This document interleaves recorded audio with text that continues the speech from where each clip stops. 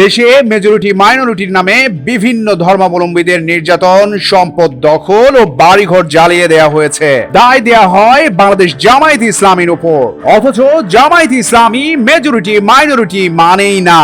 দলটি সবাইকে দেশের গর্বিত নাগরিক বলে মনে করে। পর্যটন নগরী কক্সবাজারে জেলা সম্মেলনে অংশ নিয়ে এসব মন্তব্য করেন বাংলাদেশ জামায়াতে ইসলামীর আমির ডাক্তার শফিকুর রহমান। পাশাপাশি দেশের স্বাধীনতা, 24-এর গণ অভ্যুত্থান ও যুদ্ধাপরাধীদের বিচার প্রক্রিয়া নিয়ে কথা বলেন তিনি। দীর্ঘ 1.5 দশক পর কক্সবাজারে বাংলাদেশ জামায়াতে ইসলামীর জেলা সম্মেলন অনুষ্ঠিত হয়েছে। শনিবার কক্সবাজার সরকারি কলেজ মাঠে এই সম্মেলন অনুষ্ঠিত হয়। কক্সবাজার জেলা জামায়াতে ইসলামের আমির অধ্যক্ষ নূর মোহাম্মদ আনোয়ারীর সভাপতিত্বে অনুষ্ঠানের প্রধান অতিথি ছিলেন দলটির কেন্দ্রীয় আমির ডাক্তার শফিকুর রহমান। তিনি বলেন, সমাজের মধ্যে সংখ্যাগুরু সংখ্যালঘুর কথা বলে যুদ্ধ লাগিয়ে রাখা হয়েছিল। বিভিন্ন ধর্মাবলম্বীদের নির্যাতন, সম্পদ দখল সহ বাড়িঘর পুড়িয়ে দেওয়া হয়। দায় দেওয়া হয়েছে জামায়াতে ইসলামের উপর।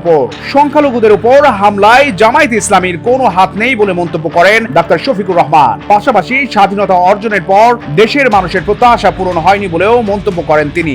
যুদ্ধাপরাধীদের বিচার প্রক্রিয়া নিয়ে জামায়াতে ইসলামীর আমির ডাক্তার শফিকুর রহমান বলেন, অবিচারের শিকার হয়ে জামায়াতের 11 জন শীর্ষ নেতা দুনিয়া থেকে বিদায় নিয়েছেন। বিচারের নামে ঠান্ডা মাথায় তাদের হত্যা করা হয়েছে। এই বিচার প্রক্রিয়ায় জড়িতদের পাশাপাশি 24-এর গণহত্যার বিচার দাবি করেন তিনি। 24-এর গণ অভ্যুত্থানের নেতৃত্বের সাধুবাদ জানিয়ে ডাক্তার শফিকুর রহমান বলেন, 15.5 বছর আমরা আমাদের নেতৃত্বে আন্দোলন করেছি, কিন্তু স্বৈরাচারের পতন ঘটাতে পারিনি। এটাই সত্য কথা। কিন্তু 15.5 বছরের ধারাবাহিকতায় তোমাদের নেতৃত্বে জাতির শেষ আঘাতটা ফ্যাসিজমের উপর করে জাতি সফল হয়। তবে এই আন্দোলনের কোনো মাস্টার মাইন্ড ছিল না বলে মন্তব্য করেন তিনি। এছাড়া সাবেক পুলিশ প্রধান বেনজিরের ফাঁদে পা না দিতে বাংলাদেশ পুলিশের সদস্যদের সতর্ক করেন জামায়াতের এই কেন্দ্রীয় আমির। সম্মেলনে বাংলাদেশ জামায়াতে ইসলামীর কেন্দ্রীয় সহকারী সেক্রেটারি জেনারেল হামিদুর রহমান আজাদ, মোহাম্মদ শাহজাহান, চট্টগ্রাম মহানগর জামায়াতে ইসলামীর আমির শাহজাহান চৌধুরী সহ দলের শীর্ষ নেতারা বক্তব্য রাখেন।